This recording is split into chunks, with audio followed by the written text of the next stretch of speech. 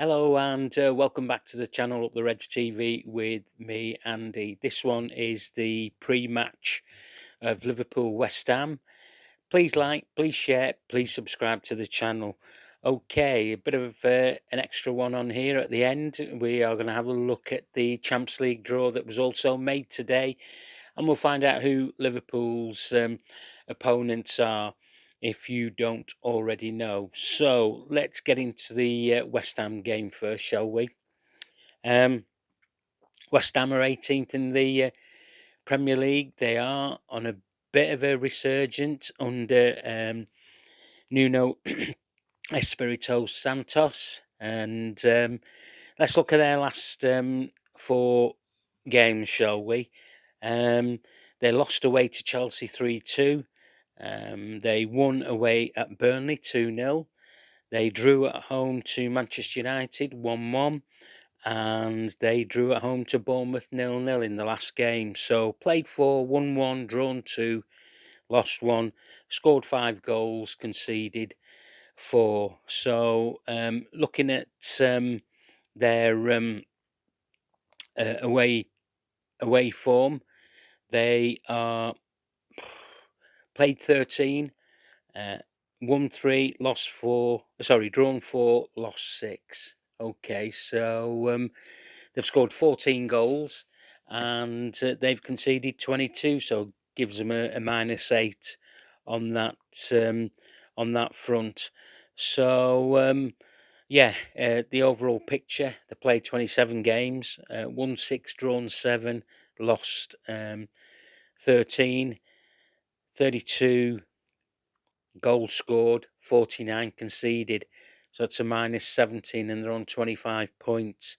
So it's getting a bit tight at the bottom there because other teams are getting dragged in, like Notts Forest and Spurs.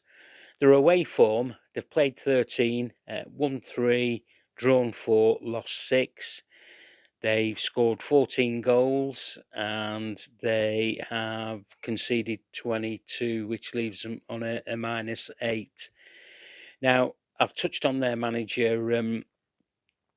Nuno Espirito Santos. He's added some steel into their defence of late. They are difficult to score against. This will be another difficult game for us at home because we have to score more than possibly 2 goals to win this game.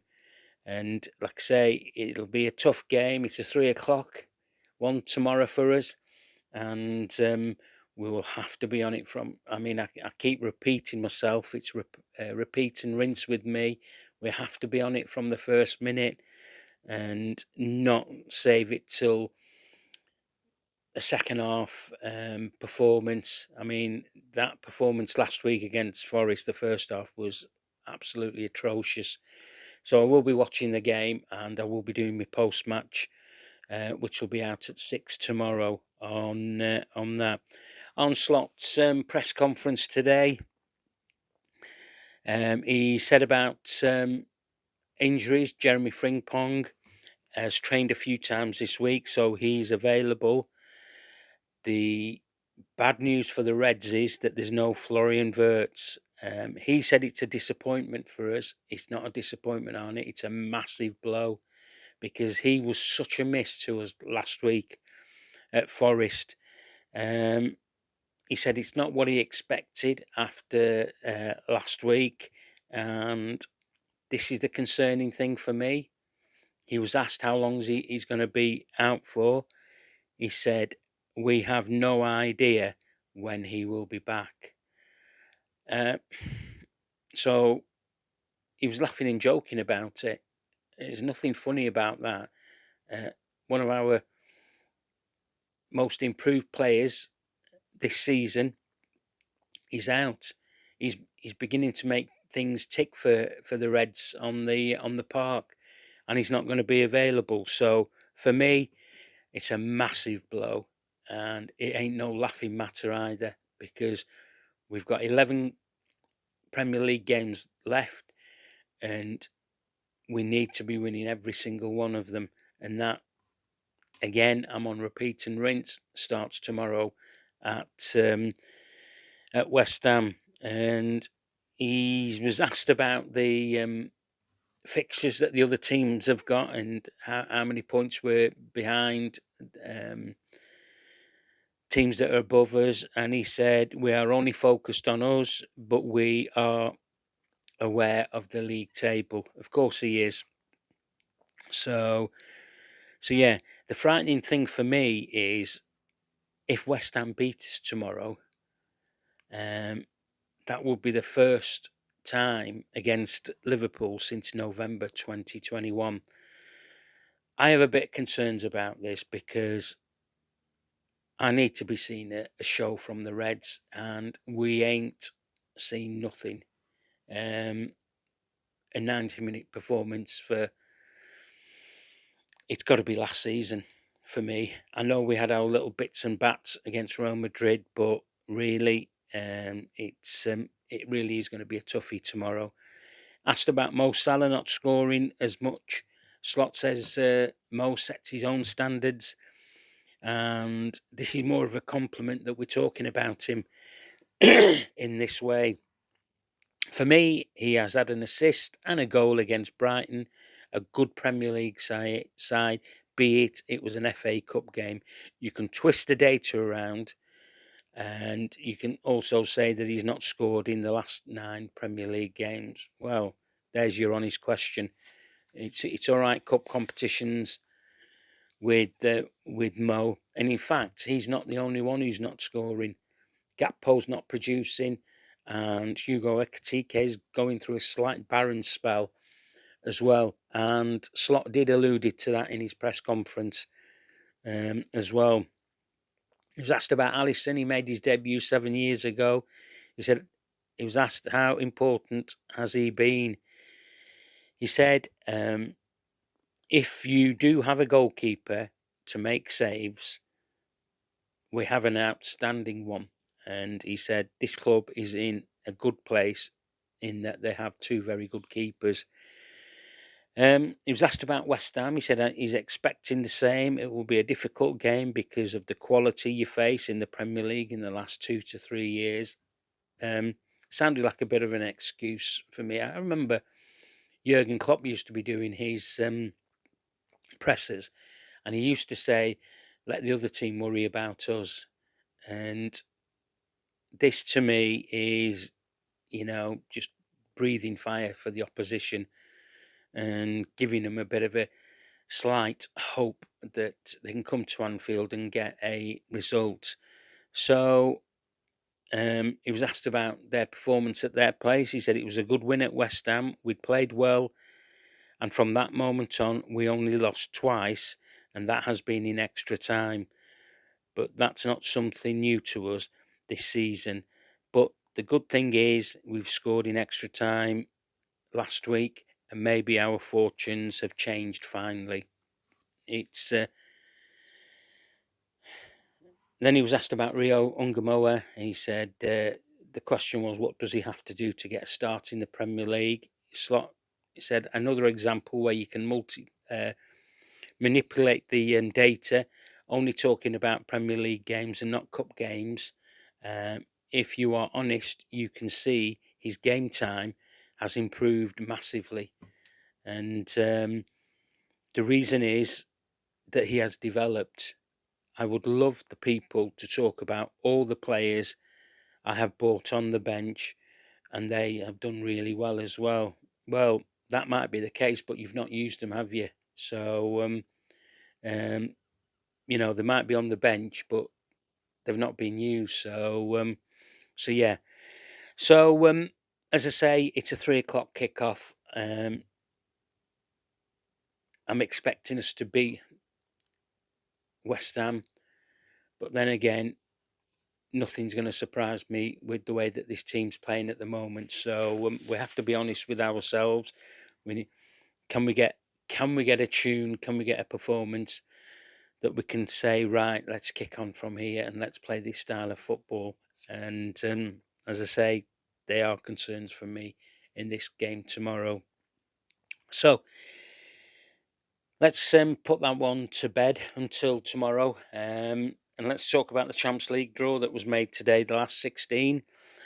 We've got Galatasaray, and the dates have already out. So the away leg will be played on Tuesday the 10th at in Turkey, and it's an early kickoff. It's a 5:45 GMT kickoff time, which might not be bad for the supporters going out there and coming back. It bit of realistic time for them. The home leg will be Wednesday the 18th, 8 o'clock GMT kickoff time. Hopefully, we can come into the home tie, with a bit of confidence from the away leg, which incidentally we lost over there to a dubious penalty, shall we say. And in that game, we had certain Dom Slobosly playing at right back. So yeah.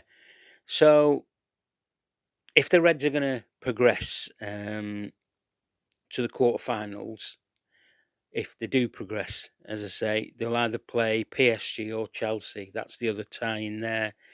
The other tie is interesting enough. Real Madrid or Man City versus Atalanta or Bayern Munich. Newcastle or Barcelona versus Atletico Madrid or Spurs. And in the last group, Bodo Glimt, for me, the side of the tournament this season, or Sporting Lisbon versus Bayer Leverkusen or Arsenal. So, yeah, none of these games are easy. None of the draws are difficult. You really are into the knockout stages here, big time. You need to be getting results home and away to progress through. So yeah. So just going back onto the West Ham game about my team selection, I'd be going for Alisson. I will be, if Jeremy Frimpong is fit, I will be starting Jeremy Frimpong. If he comes off injured, he comes off injured, but I would be playing him. I have a suspicion that Slot will go for Slobosly. He's made that mistake last week in putting Slobosly right back, and it failed miserably because after 20 odd minutes, he put Curtis Jones in there and put Dom Slobosly back where he should be. Canate and Virgil, centre halves. Kirkes will go left back. Midfield, I would like the midfield to be Slobosly, Maka, and Ryan Gravenberch. And Maka and Ryan Gravenberch have to be giving us a performance at Anfield. They really, really have to, because they both looked lethargic last week at Forest, although they had 3 or 4 days off. But there is going to be no excuses at Anfield tomorrow for them to. Up front, it's going to be the same three. The useless Gakpo will be on the left-hand side, Ekitike in the middle, and Mo Salah on the right-hand side. I know I'm having a real hard go at Gakpo, but honestly, I've seen a story that's come out this week that they're looking at offering him a contract renewal.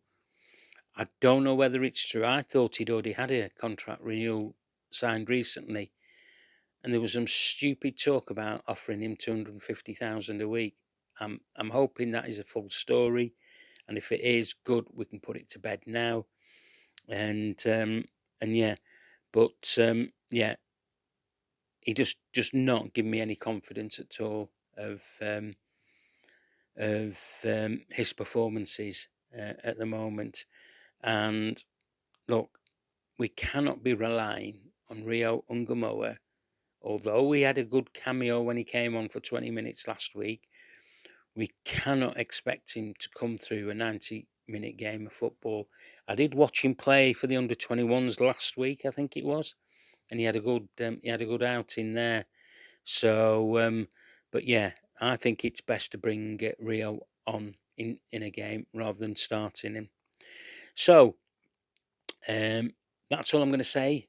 This is a short one, okay? Thanks for watching. There will be a post-match tomorrow. I'm watching the game at my mate's, and the post-match should be out shortly after 6 o'clock. Okay, have a boss Friday night. I'll speak to you tomorrow evening. Up the Reds.